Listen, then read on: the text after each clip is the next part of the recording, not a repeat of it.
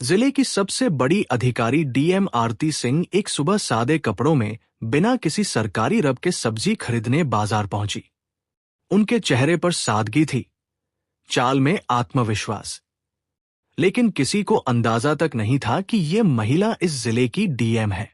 आरती सीधा एक ठेले के पास जाकर रुकी, जहां एक करीब 30 साल की सब्जी वाली रेखा सब्जियां बेच रही थी।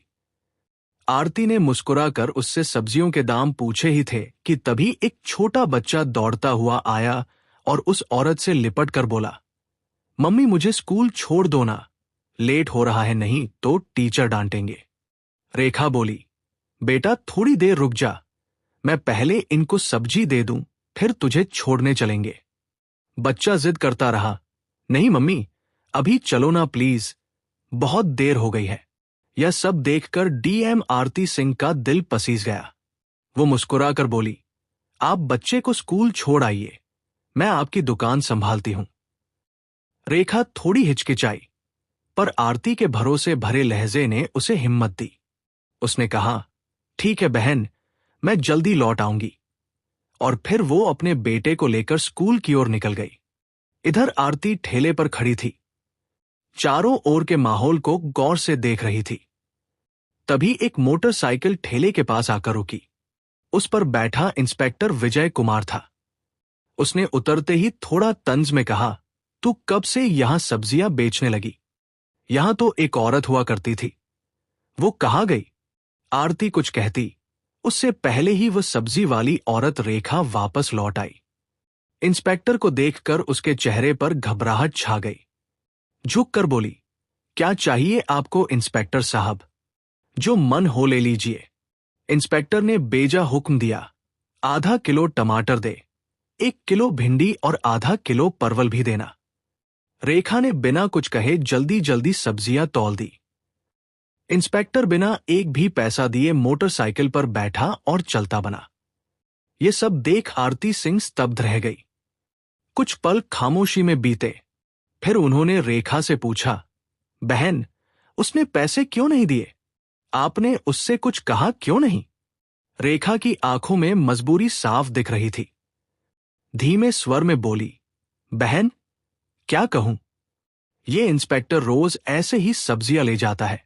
जब कुछ बोलती हूं तो धमकाता है, कहता है मुझसे पैसे लेगी, अभी तेरे ठेले को उठवा दूंगा। मुझे डर लगता है, अगर ठेला चला गया तो घर कैसे चलेगा? मेरे बच्चे क्या खाएंगे? इसलिए चुपचाप दे देती हूं। यह सुनकर डीएम आरती सिंह के चेहरे का रंग बदल गया। अंदर तक हिल गई वो। उन्हें यकीन नहीं हो रहा था कि कानून के रक्षक खुद कानून का मजाक उड़ा रहे हैं। उन्होंने गंभीर स्वर में कहा, बहन, अब ऐसा नहीं होगा, मैं अब आपके साथ हूं। इंसाफ दिलाना मेरा फर्ज है। आप एक काम कीजिए, मेरा नंबर लीजिए।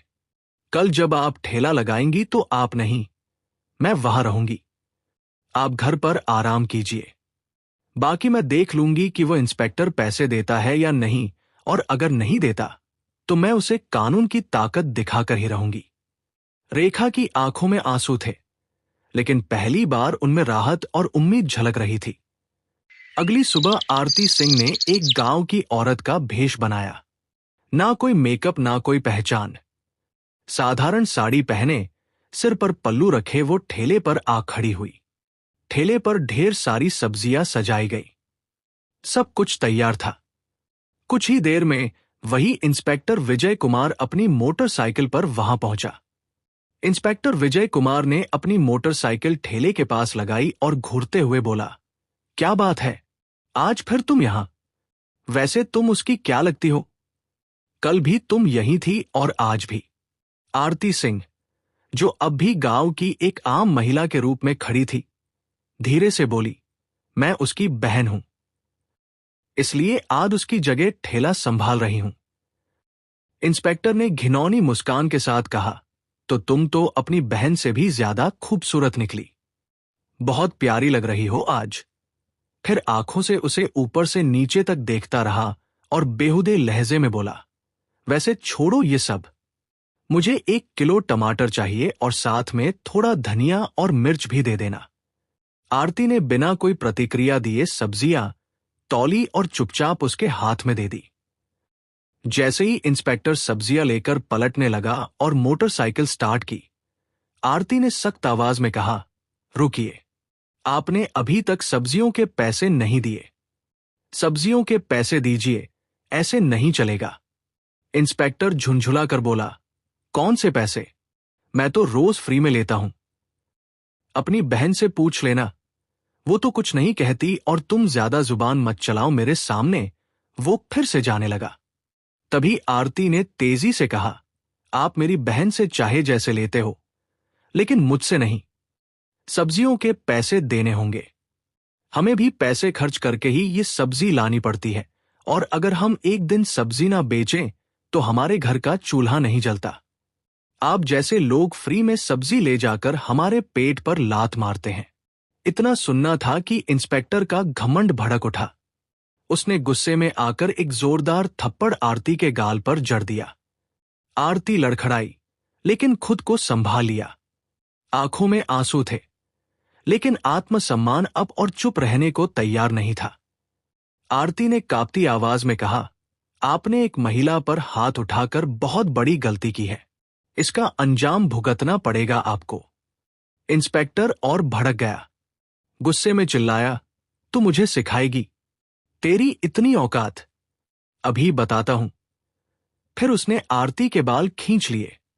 आरती दर्द से कराह उठी, लेकिन बाल छुड़ाकर बोली, ये सब बहुत गलत हो रहा है। मैं तुम्हारे खिलाफ रिपोर्ट करवाऊंगी। तुम्हें सब्जियों के पैसे देने ही होंगे। लेकिन इंस्पेक्टर अपनी हैसियत के नशे में डूबा हुआ था। बोला, रिपोर्ट? तेरी इतनी औकात है? तू एक सब्जी बेचने वाली और मैं इस थाने का इंस्पेक्टर। मैं तुझे यहीं खड़े खड़े खरीद सकता हूं। ज्यादा जुबान चलाई तो उल्टा तुझे ही जेल में डाल दूंगा। इतना कहकर वो मोटरसाइकिल स्टार्ट कर वहां से चला गया। आरती गुस्से से कांप रही थी, लेकिन अब भी उन्होंने खुद को संयमित रखा। वह जानना चाहती थी कि यह इंस्पेक्टर कितनी हद तक गिर सकता है। कुछ पल ठेले के पास बैठने के बाद उन्होंने रेखा को फोन किया और कहा, अब तुम ठेले पर आ जाओ। रेखा के आते ही आरती वहां से चुपचाप निकल गई। घर जाकर उन्होंने अपने साधारण कपड़े बदले और पीले रंग का सलवार सूट पहनकर एक सामान्य महिला की तरह बिना किसी पहचान के थाने पहुंची। थाने में पहुंचते ही उन्होंने देखा कि इंस्पेक्टर विजय कुमार वहां मौजूद नहीं था। एक हवलदार डेस्क पर बैठा था। आरती ने सीधा उससे पूछा, मुझे रिपोर्ट दर्ज करानी है। इंस्पेक्टर विजय कुमार कहाँ है? और एसएचओ साहब से मिलना है। हवलदार ने जवाब दिया, इंस्पेक्टर साहब कुछ काम से घर गए हैं और एसएचओ राहुल राणा भी फील्ड विजिट पर बाहर गए हैं। आप चाहें तो कुछ देर बैठ जाइए। आरती की आंखों में अब इंसाफ की आग थी और ये आग अब रुकने वाली नहीं थी। थाने में कुछ ही पल बीते थे कि अचानक दरवाजा खुला और भीतर एसएचओ राहुल राणा ने प्रवेश किया। भारी कदमों के साथ अंदर आते ही उसकी नजर पीले रंग का सलवार सूट पहने उस साधारण सी दिखने वाली लड़की पर पड़ी, जो और कोई नहीं बल्कि डीएम आरती सिंह थी। राहुल राणा ने कड़क आवाज में पूछा, तुम कौन हो और यहां क्यों आई हो? आरती ने शांत स्वर में कहा, मुझे रिपोर्ट दर्ज करवानी है। यह सुनकर राहुल राणा व्यंग में मुस्कुराया और बोला, रिपोर्ट करवानी है तो पहले कुछ खर्चा पानी लाया है। यहां रिपोर्ट दर्ज कराने के लिए 10 से 20 हजार लगते हैं। लाई हो तो निकालो फटाफट, फिर लिखवाता हूं तुम्हारी रिपोर्ट।